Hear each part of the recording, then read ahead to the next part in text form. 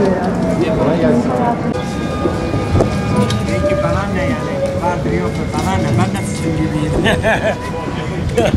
Hani bana yoktur başkaları var. Şimdi aşı var. Gelecek geldi. Farklı. Siz kullanacaksınız.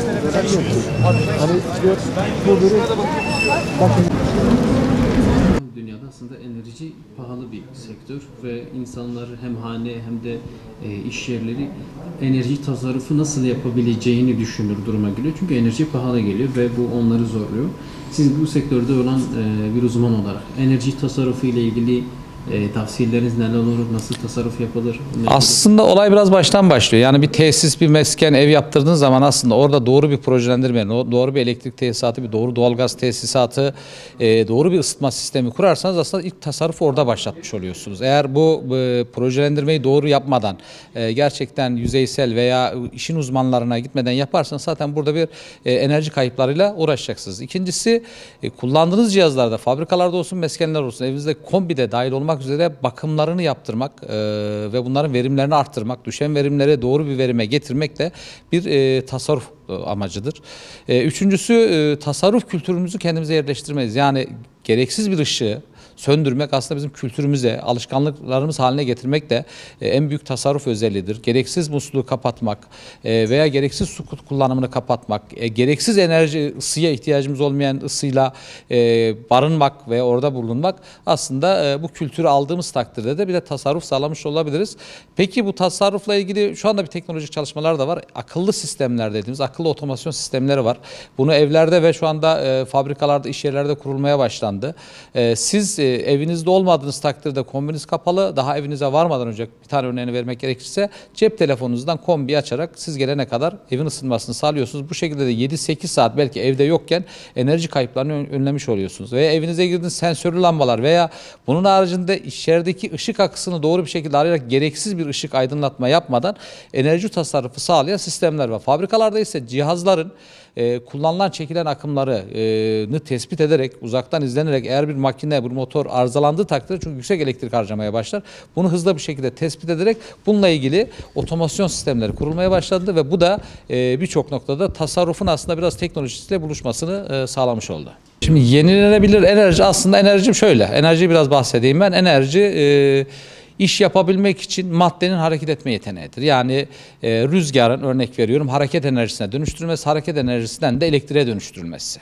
Şimdi yenilenebilir enerji ise bu dönüşüm ilk başladığı dönüşüm noktasında kullanılan örnek veriyorum petrolün veya fosil yakıtlar bunu sağlayamaz. Çünkü yerinde yenisini koyamazsınız, tekrar çıkarmanız lazım ve enerji tüketmeye başlarsınız. Ama bir rüzgar öyle değildir. Rüzgar devamlı vardır ve devamlı olarak siz enerjiyi kullansanız dahi devamlı olarak doğa size bu enerjiyi devamlı olarak vermeye başlar. Şimdi bununla ilgili aslında 5-6 tane yenilenebilir enerji sistemi var. Biz genellikle insanların aklına gelen 2 tanesi var önemli olan. Bunlardan biri güneş, bir tanesi de rüzgar. Özellikle basında bu konuda çok ön plana çıkarıldığı için insanların aklında kalan bu ama bunun yanında hidroelektrik enerji var. Akarsularımızdan veya barajlarla kurulup akarsuların veya barajların suyun akışı ile ilgili olarak hareket enerjisinin elektrik enerjisine çevirme yöntemi. Türkiye'de zaten %30'u şu anda üretilen elektrik enerjisinin %30'u bunun üzerinden yapıyor. Biyoenerji dediğimiz evsel veya kimyasal atıkların bunun hayvan dışkılarda dahil olmak üzere enerjiye çevrilmesi yöntemleri vardır. Jeotermal enerji dediğimiz dünyadaki ısı kaynaklarının daha doğrusu ülkemizde ısı kaynaklarının ısı enerjisiyle evimizde ısıtmada kullanabileceğimiz yenilenebilir enerji yöntemimiz vardır ama şu anda Türkiye'de kullanmadığımız bir de okyanus enerjisi dediğimiz suyun dalganın hareket enerjisinin veya gelgitlerle bir elektrik üretilme durumu vardır. Şu anda Türkiye'de bu fazla bir ön planda değil ama dünyada birçok noktada bu şekilde bir yenilenebilir enerji olarak da kullanılmakta. Türkiye'de şu anda ağırlıklı HES'ler var, hidroelektrik, elektrik santralları yani ikincisi ise rüzgar panelleri dediğimiz %7,5'unu, %30'unu aşağı yukarı HES'ler alıyor. %7,5'unu rüzgar panelleri alıyor. Biz biraz daha bu konuda avantajlıyız. %3'ünü de şu anda en başlıklı söylemek gerekirse güneş alıyor. Tabii bunların belirli bir teşviklere desteklendiği zaman da bu oranlarda yükselecektir. Avantajlıyız çünkü rüzgar olan bir ülkedeyiz. Avantajlıyız. Güneş ışığını günde 7,5 saat ortalama günde 7,5 saat güneş ışığı alıyoruz ve bunu enerjiye çevirerek de çok büyük avantajlar elde etme şansımız var. Yenilenebilir enerjide biyoenerjiye gireyim. Bir tane örnek olsun diye veriyorum. Şu anda biz kendi atıklarımızı enerjiye çevirsek bir yılda 8 milyon ton petrol almama ihtimali şansımız var. Doğru bir şekilde yapabilirsek. Ama şu anda Türkiye'deki enerji üretimi %0,8 yeri. 2 milyona yakın gaz almama, ton gaz almama şansımız var.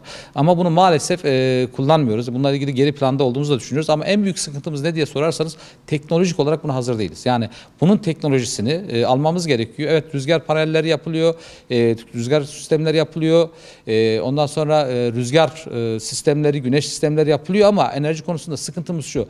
Biz bunları yurt dışından malzemeyi alarak kendimiz kullanıyoruz ancak 10 yılda amorti ediyoruz. Yani 23 yıl artık 20 yıl süresi olan, ömrü olan bir güneş panelinin biz zaten 10 yılını başkasına ödemiş oluyoruz. Şimdi en büyük sıkıntı bununla ilgili teknolojik olarak kendi üretimimizi kendimizin sağlaması ve bununla ilgili en azından alabildiğimiz kadar teknolojiyi kendi içerimizde üretmemiz, montajdan bahsetmiyorum yanlış anlaşılmasın, üreterek yazılımsal anlamda, ham madde anlamda bunu üretime çevirerek de burada avantajlar elde edebiliriz. Çünkü güneş ve Türkiye dünyanın şu anda en büyük konusunda Almanya'dır. Bizim yarı oranımızda güneşle alakalar olmamalarına rağmen iklimsel olarak ama bizden bu konuda daha önde plandalar maalesef. Son gündeme baktığımız zaman bir SİHA'nın ve İHA'nın Türkiye'ye bir getirdiğini gördük. Yani neler değiştirdiğini gördük. Aynı bahsettiğim konu tamamen teknolojik olarak gerçekten çalışmamız lazım. Bugün sevdiğim bir arkadaşıma ben söylemiştim zaten.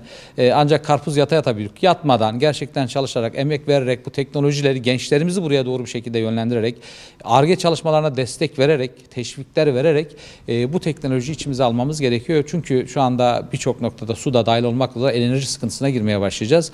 Biz bu teknolojiyi doğru bir şekilde aldıktan sonra bu sıkıntıdan etkilenmeyen bir ülke haline gelebiliriz. Tabii bu da dediğim gibi zaman ve süreç isteyecek. Ülkemizin gençlere güvenmesi gerekiyor. Çünkü burada gerçekten umutlu olmamız gerekiyor. Bilgisayar başında çok teknolojiyle haşır neşir olan bir gençlik.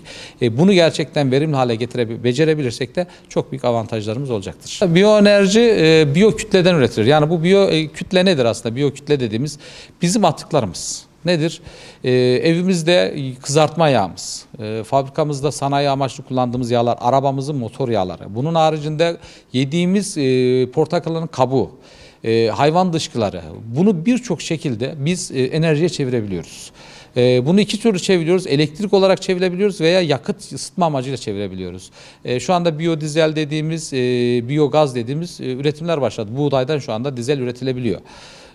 Ama sadece o da değil, kullandığımız gerçekten Türkiye'deki, biraz önce de bahsettim, Türkiye'deki biz atıkları doğru bir şekilde, geri dönüşümü çok doğru bir şekilde kullanabilirsek 8 milyon ton eşdeğer petrol almama şansımız var. Bize verdiği avantajı buna oturup maddi olarak incelemek lazım.